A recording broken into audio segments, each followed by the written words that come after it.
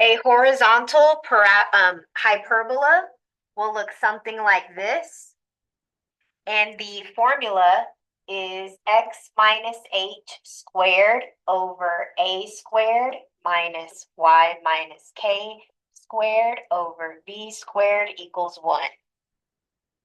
A vertical hyperbola will look something like this. And its equation, the y will come first.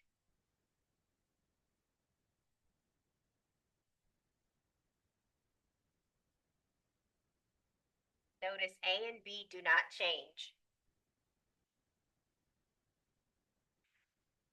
Okay, and as we graph these, you will have a center, your vertices, your co-vertices will be maybe somewhere in here, and you'll have your asymptotes. You'll have asymptotes. That's not a good drawing, but the asymptote will cut right through the center, right in the middle between your hyperbola. Okay, and the formula for the asymptote when it's horizontal will be plus or minus b over a x minus h plus k. And whenever it's vertical, your asymptote formula will be a over b x minus h plus k. Notice the difference of your slope. This slope is a over b, while this slope is b over a.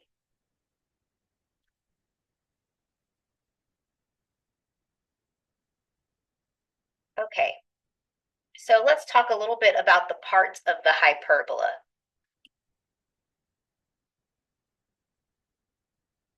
Let's do this using an example. So I'm going to do this first example with you. Your center, since there's no minus h or minus k in here, it didn't move left, right, up, or down. Your center is just at 0, 0. Your h and k value are zeros. So that is where your center is. Okay, now remember, the formula, if I go back, the formula is a squared and b squared in the denominator. That means if I square root both of these, I'll just get regular a and b. So a is going to be 2 and b is going to be 3. So since my equation starts off with an x squared, look at the notes. The x squared term is first. That means it's going to be a horizontal hyperbola. So that means from my center, everyone graph the center, plot the center. I'm going to go to left and right. That tells you where my vertices will be. So my first vertex is at negative 2, 0, and my second vertex is at positive 2, 0. No, these are your vertices. The A value determines your vertices. Okay, your B value will determine your co-vertices. So from the center, I'm going to go up 3 and down 3. So your co-vertices are at negative 3, 0 and at positive 3, 0. So that means your hyperbola is going to look something like this. Okay, we're going to draw it prettier, but it's going to look something like that. Okay, how do we find the foci? So your foci, the formula is going to be c equals the square root of a squared plus b squared.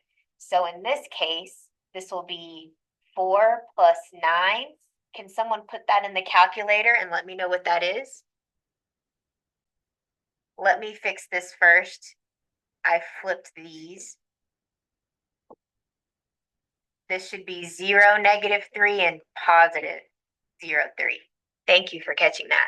Okay, what did y'all get for the C value? 3.606. Perfect. Okay, so guys, this opens horizontally. That means your focus is also going to be in here. So I'm going to go horizontally 3.606. That's about right there. And I'm going to go this way 3.606. 6. Okay, so those are my foci.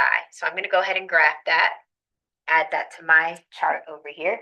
I have negative 3.606 is where one focus is located, and the other focus is at 3.606. Okay, how we find the asymptote. So let's go back to our notes. So I have a horizontal hyperbola. This is the formula I'm going to use, plus or minus b over a. And notice in my example, the h and k values are just zeros.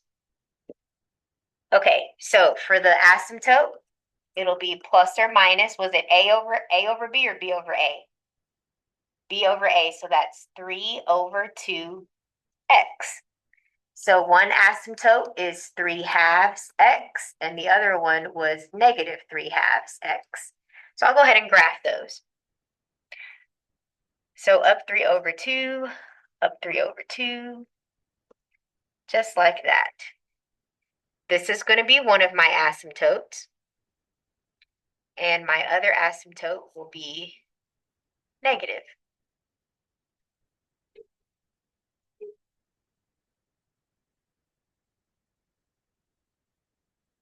Okay, so this is my asymptote.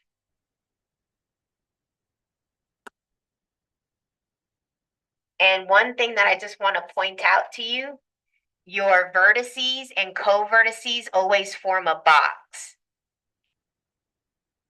Okay, that is the box that goes through my vertices and my co-vertices. And notice the asymptote will always go through the corners of that box. So that should help you graph it accurately. All right, and then I'll just go ahead and graph my hyperbola. So my hyperbola, I'll do it in a distinct color. Get close to the asymptote, go through the vertex, go here. Get close to the asymptote, go through your vertex. There you go. So that is what your hyperbola looks like. Let me label some different parts. This is your focus. This is your focus. It's always inside of your hyperbola. This is your vertex. Plural is vertices. Plural of foci, or focus is foci. And these are your asymptotes. All right, so knowing this, let's go ahead and write some notes down. Let's look at some key points. Okay, so the center is always the midpoint of the foci. So let's look at our graph here. Notice how my center right here is the midpoint between the foci. It's right in the middle. That was one fact we saw. The asymptotes are the diagonal lines that guide the curves. So we drew our curves along these asymptotes. We also see that the vertices are plus or minus a units away, and the co-vertices are plus or minus b units away. So notice here, my a value was 2. So my vertices were 2 units away from the center. My b value is 3. So it was 3 units away from the center. Plus 3 and minus 3. Okay, my foci are plus or minus c units away. And the way we found c was the square root of a squared plus b squared. So those are some notes. We're going to use these every time we graph the hyperbola.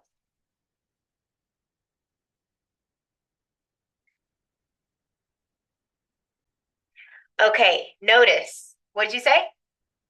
Yep, you're right. It's going to be vertical. How did you know it's going to be vertical? Yep, the y is first. So we know this is going to be a vertical one. It's going to face up and down like that. Okay, so if it is vertical,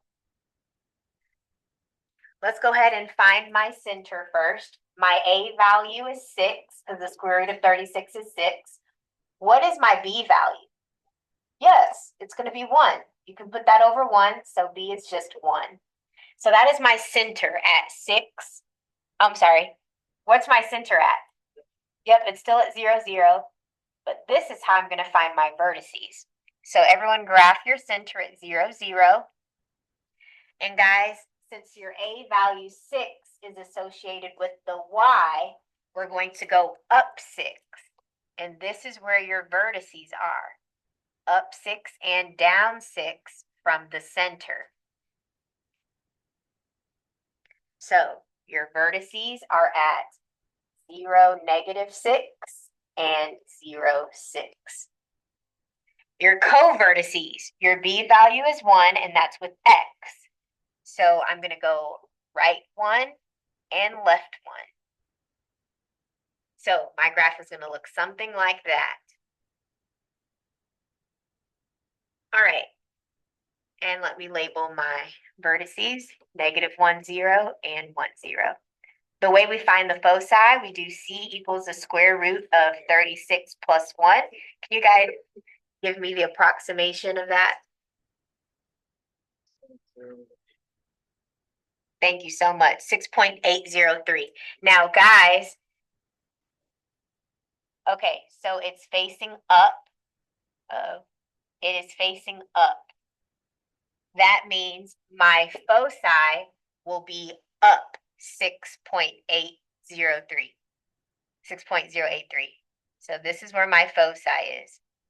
It's going to be right above those vertices. All right, so that is at 0, -6.083 and 0, +6.083. That is where my foci is located. Okay, let's look back at our notes to figure out the asymptote. It'll be plus or minus. If it's vertical, you have A over B. A over B. So I'm going to have 6 over 1, which is just 6. And my H and K are both 0, so it'll just be this. So this is my asymptote. You can keep it like that, or you can separate it. All right, so those are your asymptotes. So I'm going to go ahead and graph those. Up 6 over 1 is here.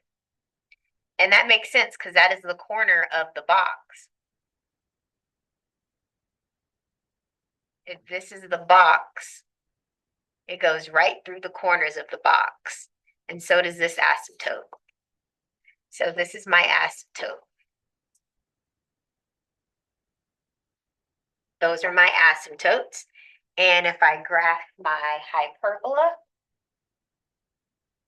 go close to the asymptote through the vertex, close to the asymptote, and notice your focus is inside and this way.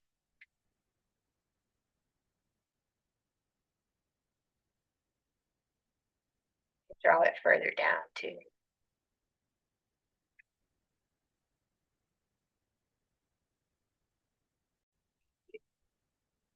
All right, let's try this one. The center is at 3, 2. It's always opposite inside of parentheses. So if I graph it, that is right here. Your A value is 5 and your B value is 4. So I'm going to go 5 to the right and 5 this way, 4 up and 4 down. Okay, so my vertices will be at -2, 2, and 3, 4, 5, 6, 7, 8. 8, 2. Your co-vertices are at 3, 2 plus 4, that's 6, and 3, -2. Your foci, you should have did the square root of 25 plus 16, which is what? Approximately what?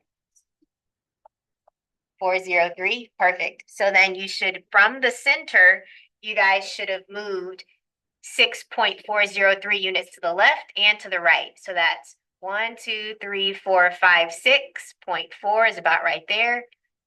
1, 2, 3, 4, 5, 6.4 is about right there. All right. And the box that you form is right here. So I know my asymptotes will go right through there. Okay, and if I draw it, my graph will look like this, going through the vertices. This is opening horizontally because the first term is x. Okay, but however, let's go ahead and find those asymptotes algebraically. So it's going to be y equals plus or minus.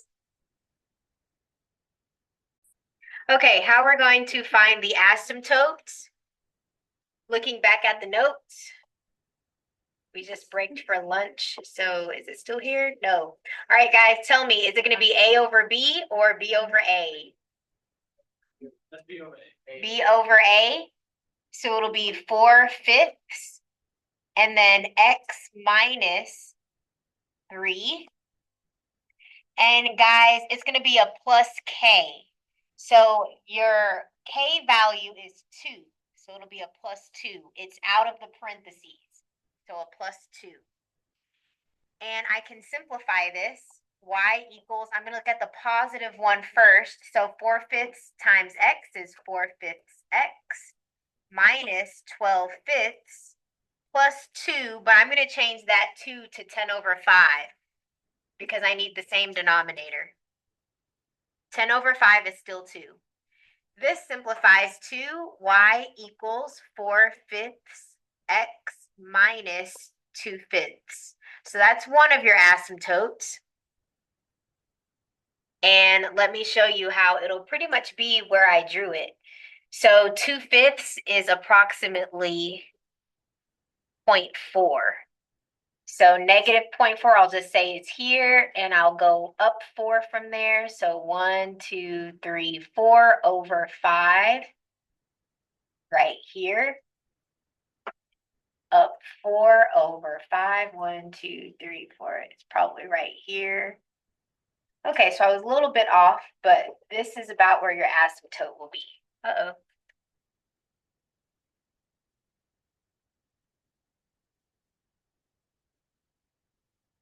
There we go. So about here is where my asymptote will be. And if I want the equation for the other asymptote, we'll just distribute the negative 4/5. So negative 4/5, distribute it, you'll get negative 4/5 x. Negative and a negative will make a positive 12 over 5 plus 2. I can change this 2 to 10 over 5. So this will be y is equal to negative 4/5 plus 22/5. And if you were to graph it, it would be very close to this asymptote. So those are your two asymptote equations. Make sure you write both of them down.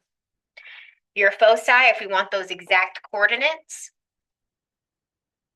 your first focus right here is at negative 3.403, and your y value is 2.